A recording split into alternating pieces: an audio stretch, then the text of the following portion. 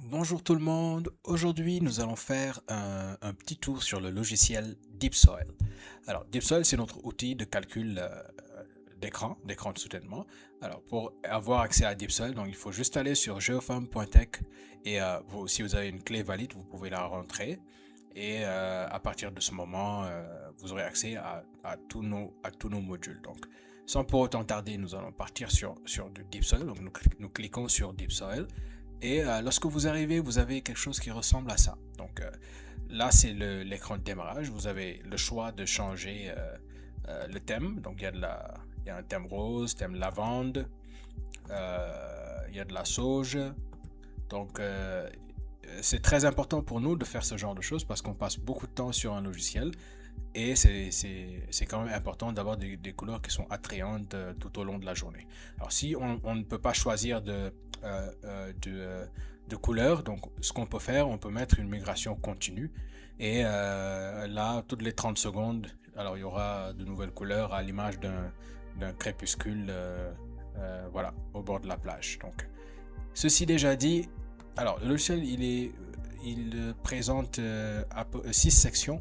Donc il y a une section pour définir les écrans, une section de mécanique des sols, une section pour les charges, les ancrages, les vérifications, une section résultats. Donc pour aller un peu plus vite, on va déjà charger. Donc l'exemple qui se situe ici. Donc on va le faire.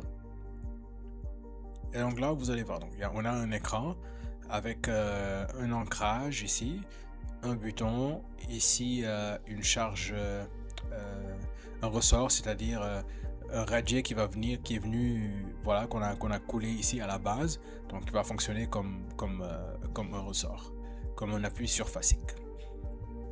Alors, on a le choix aussi, on peut faire venir un double écran ici. Donc le logiciel traite des écrans simples et également des écrans doubles. Donc là, au premier onglet, on peut choisir la hauteur. Donc là, on a un 16 mètres ici en écran simple. Donc euh, le logiciel peut traiter des parois moulées, de parois moulées à contrefort, de pieux contigus, euh, de combi wall, donc de rideaux mixtes, de parois circulaires, également de pales planches. Donc, voici tous les cas d'écran voilà, donc, que le logiciel traite. Donc, pour avoir la rigidité, c'est très simple. Donc, on peut le saisir ou bien laisser le soin au logiciel de le calculer en fonction de ce qu'on lui donne comme input. Donc, là, on a une épaisseur. Donc on va mettre une épaisseur à 1 mètre, par exemple. Et puis, vous allez voir, donc, la rigidité et l'inertie est prise en compte donc, automatiquement. Par rapport au béton, nous pouvons choisir un béton fissuré si on a un coefficient de fissuration. Donc on peut l'introduire ici. Sinon, pour cet exemple, on va le laisser en non fissuré. Par rapport au côté d'excavation, donc comme ici notre écran le montre, nous allons excaver à gauche. Pour le poids linéique, on peut choisir toujours. Donc on peut mettre, on peut le calculer en automatique, n'est-ce pas? Et le poids linéique sera calculé automatiquement. Alors là, on a quelque chose de très important, c'est l'effet de second ordre. Lorsque on active l'effet de second ordre, on considère que par exemple ici, donc au niveau de la paroi, nous avons des déformations qu'on a. Par exemple, une déformation, je vais faire venir un exemple, voilà, ici. Donc au début, nous avons une paroi qui est droite. Et au fur et à mesure, nous avons une paroi, par exemple, ici, qui fait qui est déformée. Donc, ici, au centre, on a un moment qui est important. Et l'effet de second ordre, c'est très simple, c'est qu'on prend en compte le poids. Donc, le poids ici de l'écran va venir ajouter un moment supplémentaire. Mais ce n'est pas seulement le poids. Donc, si on a un tirant ici, donc la composante verticale va venir s'ajouter au poids et créer un moment donc supplémentaire. Donc, si on l'active, ce phénomène va venir, les moments supplémentaires vont venir s'activer. Donc là, je vais le laisser désactiver. Et on peut avoir les coefficients d'obliquité, les coefficients de poussée et les coefficients de butée. Alors, donc on en a fini avec l'onglet écran. On va partir directement sur l'onglet mécanique des sols, donc sol et eau. Alors, ici, le gain de temps important au niveau de Deep Soil, c'est que vous n'avez plus besoin de mettre une à une les corrélations. C'est-à-dire, vous avez un pressiomètre, vous avez fait un pressiomètre sur le terrain, et dans certains logiciels, on est obligé de calculer sur Excel ou à la main, donc à combien de degrés correspondent les pressions limites. Donc, vous n'avez plus besoin de faire ça. Donc là, ici, par exemple, on va laisser le pressiomètre. Donc, on va prendre une analyse drainée, n'est-ce pas? Sinon, on pouvait prendre une analyse en court terme, en non drainé, donc dépendamment des situations dont on se trouve. À la base, ici, on peut choisir. Donc, on a un sol d'une couche de sable de 5 mètres, gamma 18, gamma déjaugé, nous avons du 10, module 8 et pression limite 1 MPa, donc 1000 kPa ici.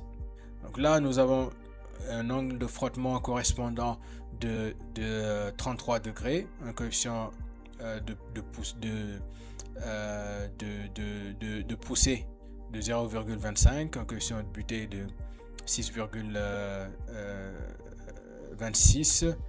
Alors, on a un K0 de 0,46 et un KH qui est automatiquement calculé, donc vous allez le revoir plus tard. Donc, ici, on peut avoir des coefficients avancés, hein.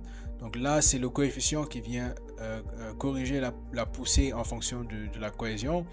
Ici, qui vient donc corriger la butée en fonction de la cohésion. Là, on a un Ka minimal que le logiciel prend, c'est 0,1. Donc là, nous avons la pression limite qu'on a renseigné un peu plus haut. Puis, on a le DKH ici qui est juste un paramètre qui vient faire varier donc le coefficient, la rigidité horizontale en fonction de la profondeur. Donc là, on est à 0, donc il n'y a pas de variation en fonction de la profondeur.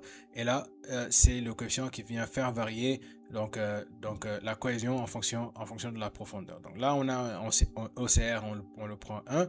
Et on peut mettre, donc si on a une nappe hydrostatique, une couche imperméable ou une charge imposée, on peut toujours le mettre ici. Voilà. Donc, on va mettre un nappe hydrostatique. Et là, on a une deuxième couche. On a une deuxième couche à 16 mètres. Bon, là, pour les besoins de l'exemple, on va l'amener à 30 mètres. Vous allez voir pourquoi. Parce qu'on va changer la fiche. Après, vous allez voir que ça ne passe pas. Et là, on a un coefficient un calcul qui est très important. C'est le calcul du KH. Donc, le KH, c'est plutôt la rigidité horizontale des ressorts. Donc là, on est en MISCA. Le MISCA, ce que ça veut dire, c'est le modèle d'interaction sol-structure.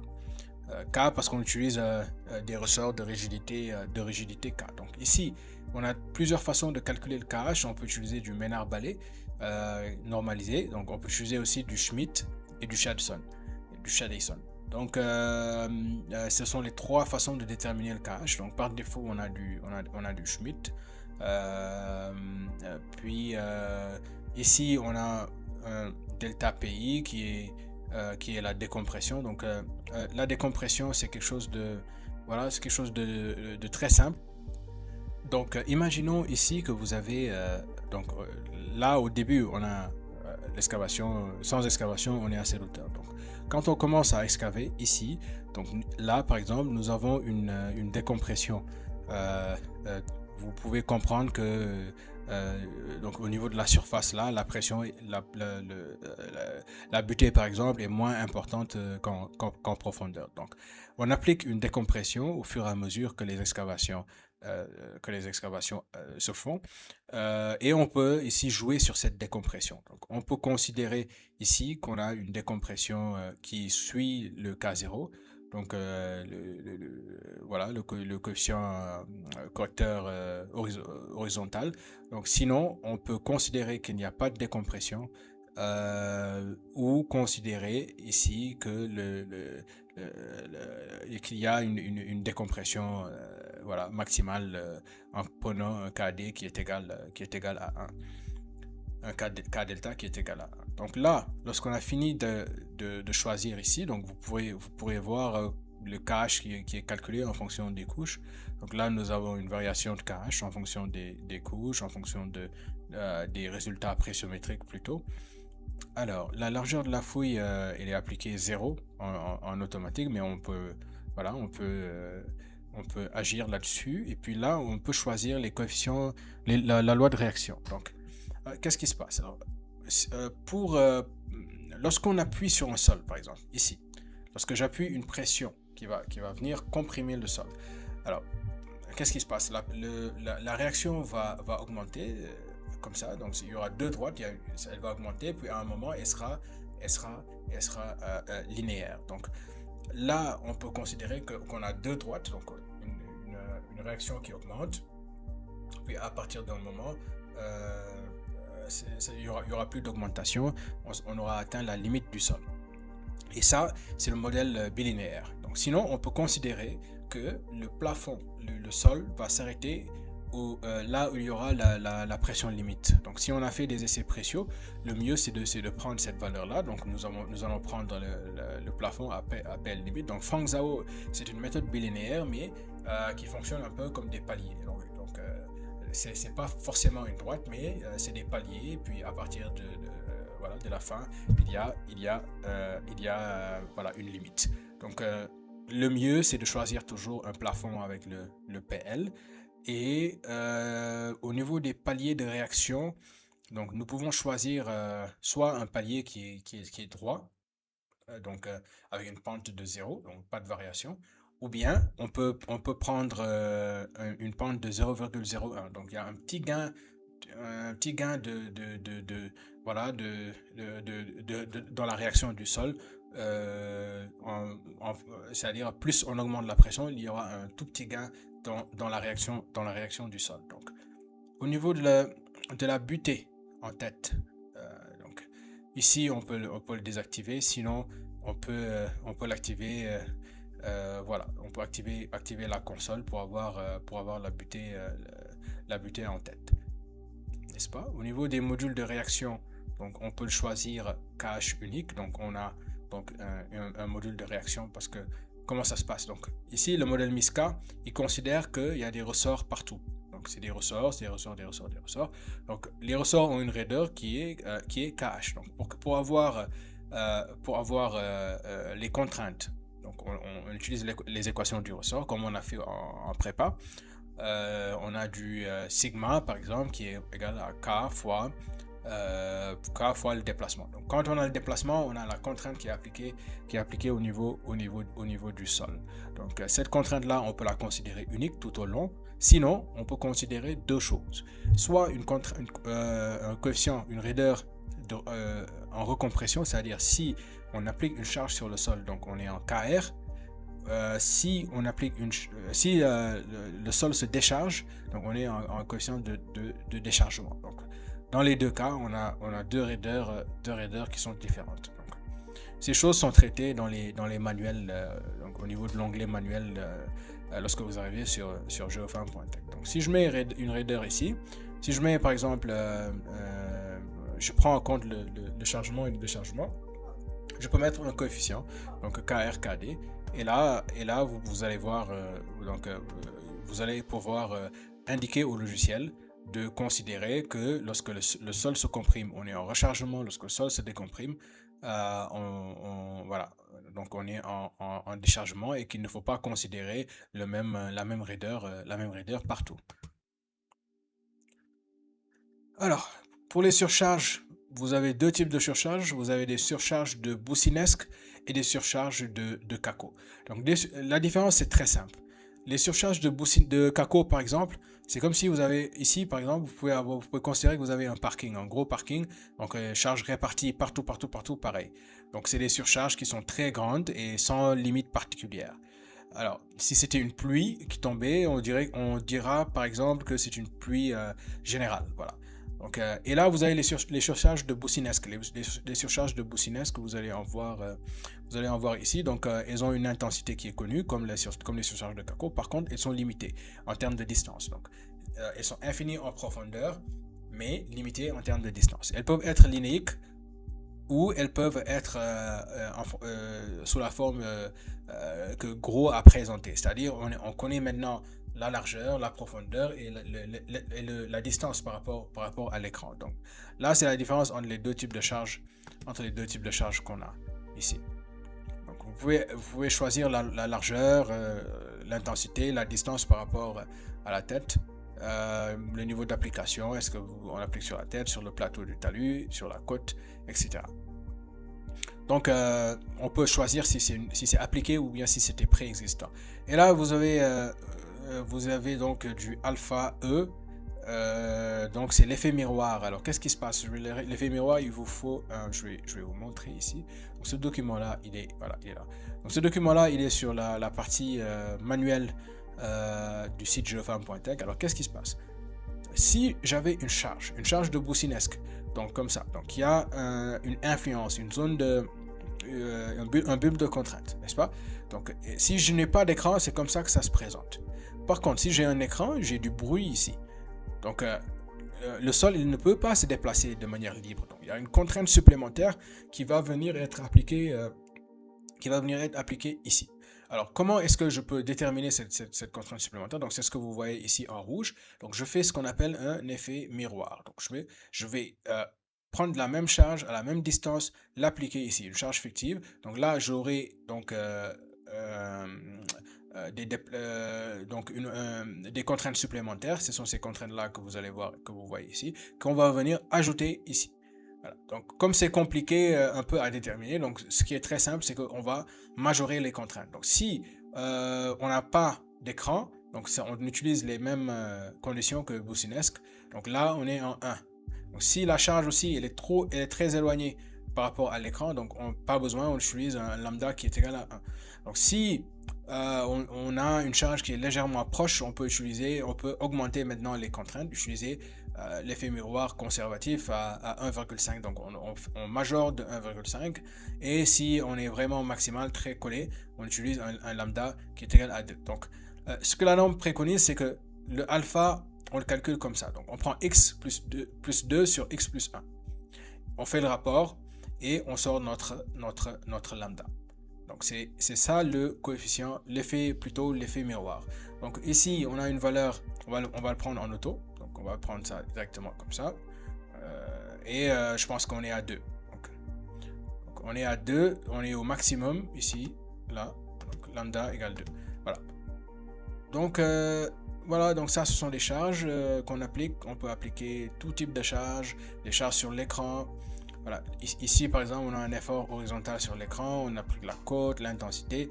Alors, le point 1, le point 2. On peut appliquer des charges, des moments, des charges trapézoïdales. Elles sont toutes appliquées ici. Donc, ici, voilà.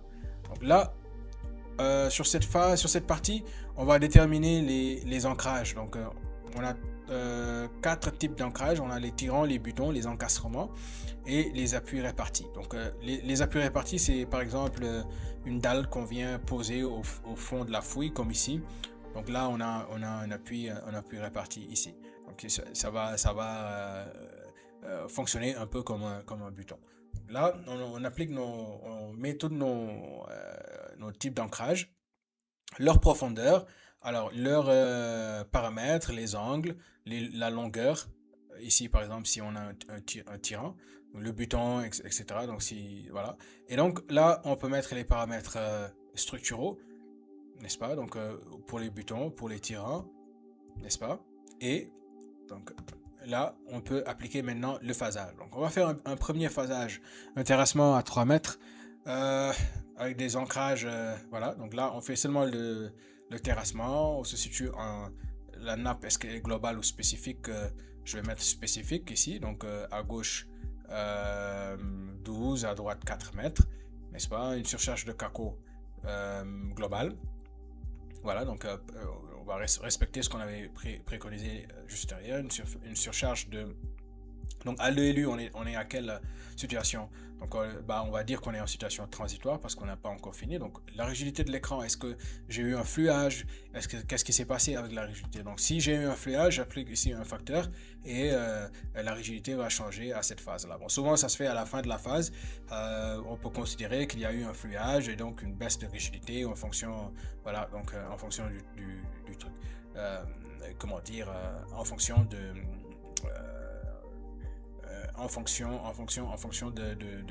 de la phase où on se situe. Donc là, la réaction du sol reste soit inchangée, soit je mets un facteur.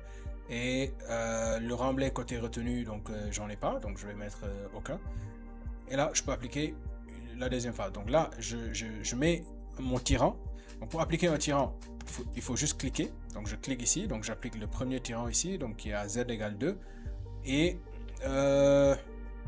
côté excavation, je vais mettre ça à 6 mètres, mettre les mêmes phases en transitoire, réaction du sol inchangée, le remblai, etc.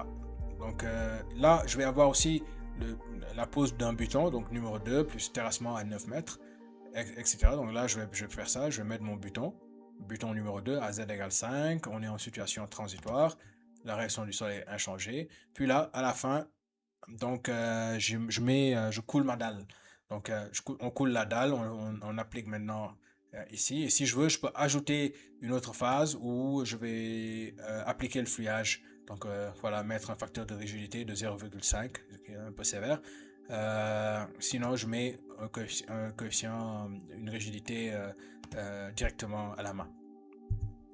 Donc une fois fait, on va maintenant définir les vérifications. Donc on va définir l'approche donc avec les eurocodes. Donc si je veux, je peux mettre seulement une vérification à l'ALS, mais c'est pas, voilà, donc il y a des vérifications à l'ELU à avoir aussi. L'approche de calcul 2, c'est l'approche de calcul en vigueur en France, sauf si on fait des simulations par éléments finis, des modélisations numériques. Là, on peut prendre une approche de calcul 3. Sinon, je peux prendre une approche de calcul unitaire ou personnalisée. Voilà. Donc, approche de calcul 2. La surexcavation, c'est pour éviter les erreurs au niveau de l'excavation. Par exemple, si je fais un dimensionnement à 9 mètres et que je considère que voilà, donc, et qu'on était limite, par exemple, si je vais à 9,9 mètres, qu'il y a une erreur sur le chantier, ça peut avoir des incidences importantes. C'est pourquoi ici, donc, on met une surexcavation qui est la norme préconise d'être soit d'utiliser le minimum entre 0,5 mètres et 10% de la hauteur. Voilà. Donc pour avoir le delta A, on va donc rester ici. Donc là, c'est juste que si vous voulez comparer notre logiciel par rapport à des cas publiés, donc dans certains cas publiés, ils ne prennent pas en compte cette surexcavation et donc vous n'avez juste qu'à cliquer ici. Donc ça, c'est juste pour le mode de comparaison. Alors, au niveau de la cohésion, est-ce que je la néglige ou je la crédite? Parce que si j'ai une cohésion, ça va diminuer un peu les poussées. Donc là, je peux le créditer ou le négliger. Voilà. Donc, au niveau des surfaces de rupture, donc on va prendre des plans par défaut, n'est-ce pas? Et au niveau de la projection verticale, donc on respecte les indications de la norme ici. Donc ça c'est juste voilà, expérimental, on peut l'enlever. Vous pouvez ne jamais l'utiliser. On impose la largeur et la longueur de la fouille. Alors, pour la résistance structurelle de l'écran, donc on peut mettre les paramètres ici. Donc je mets un béton de 30 MPa, voilà, les sections, l'enrobage, etc. Au niveau de la stabilité générale, donc là c'est très important. Avec Deep Soil, vous n'avez pas besoin d'aller dans un autre logiciel pour calculer la stabilité. Donc je vais juste l'activer. Ce qui m'intéresse, c'est de savoir si j'ai un cercle de rupture qui n'est pas sécuritaire, qui va englober alors notre écran et le faire partir. Donc sous le pied, c'est ça qui m'intéresse ici. Donc si je veux, je peux mettre sous les cercles, mais il y a un petit travail à faire pour bien choisir les grilles. Donc le mieux, c'est d'avoir un cercle sous le pied et puis on gagne du temps. Donc le cercle en recherche automatique. Alors, les tassements à l'arrière de l'écran. je l'applique, donc j'ai du sable, je le laisse tel quel. Donc on va me dire en fonction de la distance où je suis avec l'écran, par exemple si j'ai un bâtiment, je peux savoir si mon bâtiment les fondations sont d'abord à 3 mètres, donc je peux savoir quel est le tassement à 3 mètres. Si j'ai du séisme, je peux l'appliquer. Attention, l'onglet séisme n'a pas été comparé à des cas publiés. Donc c'était un peu plus difficile à trouver, même si il est correct. Hein. Mais l'onglet séisme, je me dois je me dois d'être honnête intellectuellement. Il n'a pas été calibré. Il a été calibré, mais il n'a pas été comparé. Voilà, avec des cas publiés, à contrario de tout ce qui reste dans le logiciel. Donc ici, on peut avoir besoin d'un modèle par élément fini.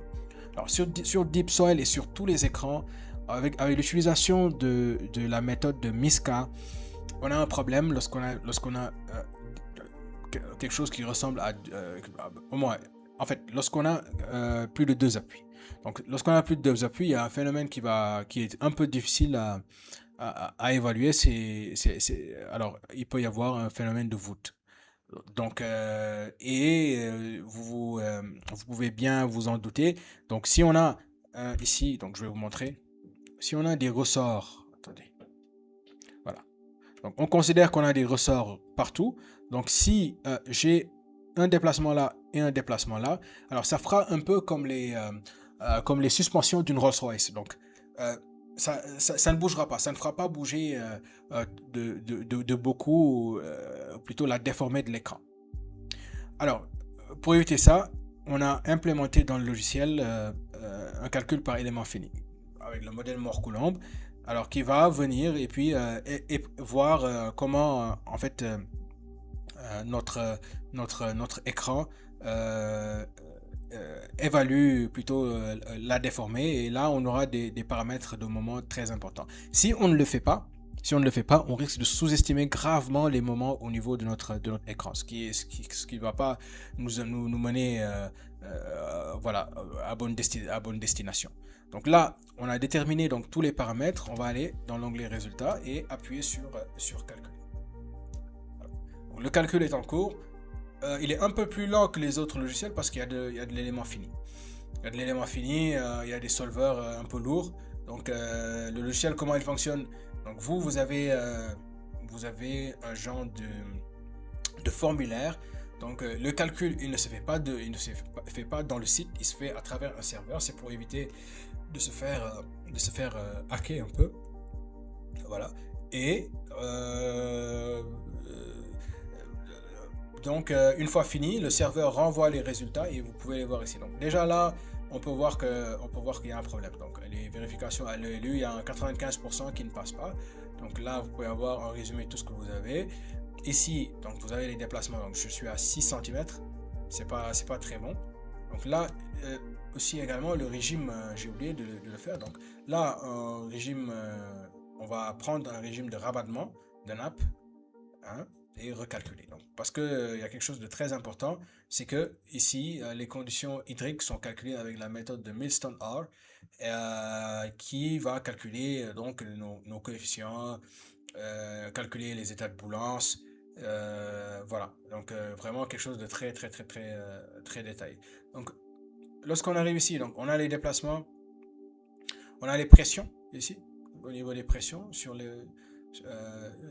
Donc les pressions en amont, les pressions en aval, les coefficients KH, les moments, hein, avec les moments maximales. Donc on peut voir ici phase par phase ce qui se passe. De toute façon, lorsque vous allez cliquer sur note, vous allez voir tout ça. Donc là vous avez le tassement en arrière. Donc ici on a le 3,5, puis voilà, ça diminue jusqu'à une distance que vous voyez ici. Bon, une distance en mètres de 24 mètres.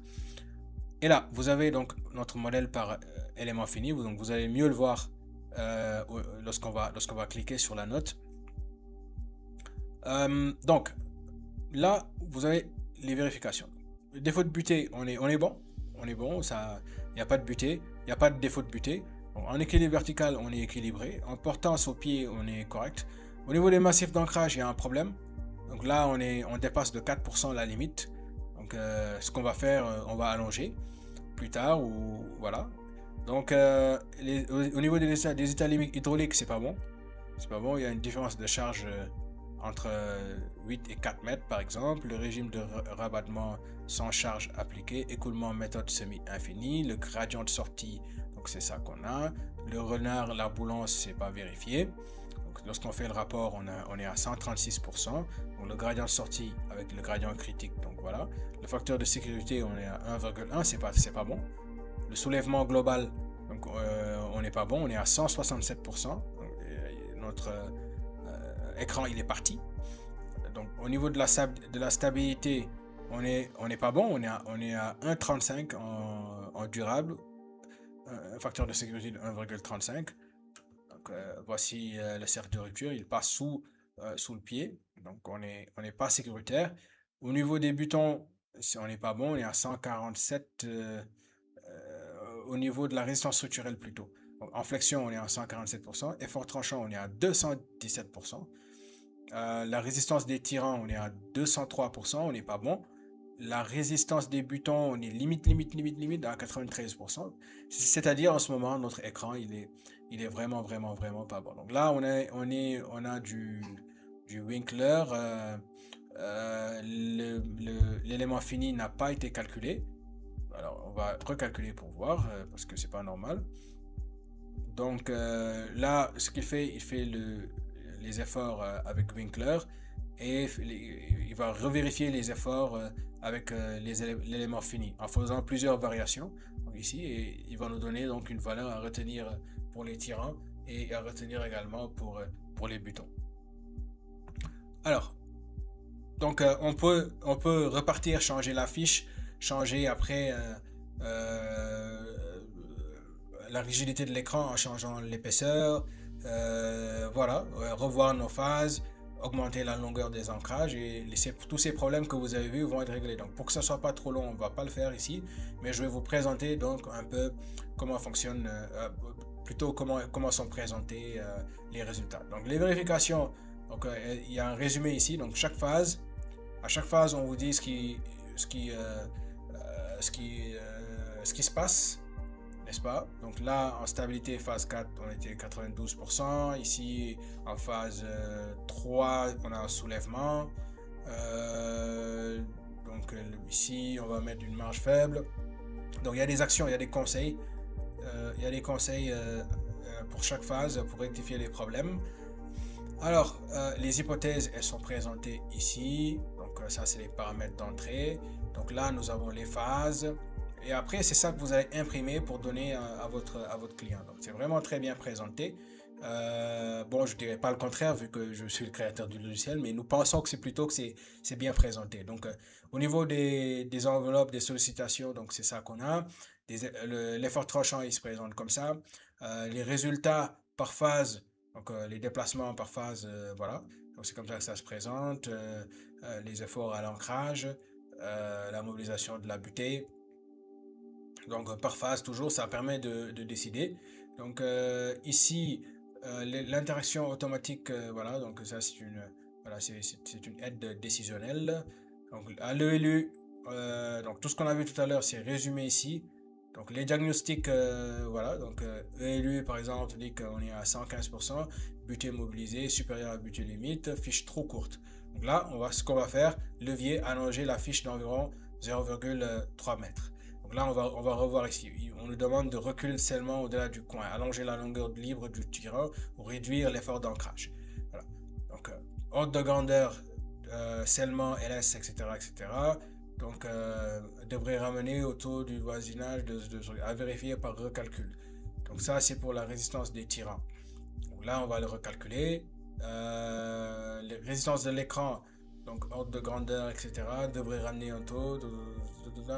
Donc ici au niveau des moments, on peut soit repositionner les butons, soit augmenter la rigidité, n'est-ce pas, de l'écran. Donc le relance, donc là on a de la boulance. Ce qu'on va faire, on va allonger la fiche pour rendre plus difficile le trajet de l'eau et donc diminuer les pressions, voilà, les pressions qui induisent une boulance. Donc la stabilité globale, on n'est pas bon. Donc là, ce qu'on va faire, on va augmenter l'ancrage. Donc si on augmente l'ancrage, on va diminuer, on va augmenter le facteur de sécurité.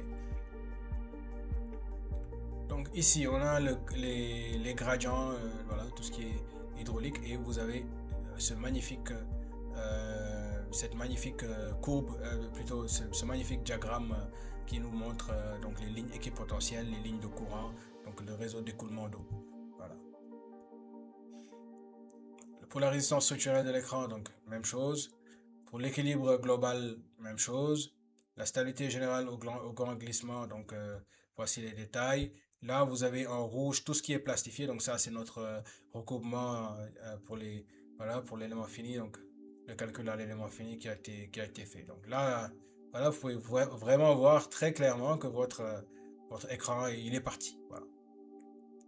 Il est parti, il y a de la plastification jusqu'ici. Donc c'est pas très bon. Donc la loi de mobilisation, etc., la résistance, la stabilité des états limites géotechniques sont résumés donc ici avec les références afférentes. Donc voilà, nous avons fait 35 minutes pour voir un peu donc, comment fonctionnait le logiciel DeepSoil. Par contre, il y a des indications techniques, il y a pas mal de choses très poussées qui sont présentées au niveau du manuel. Donc ces choses facilitent grandement l'auto-formation. Je vous remercie.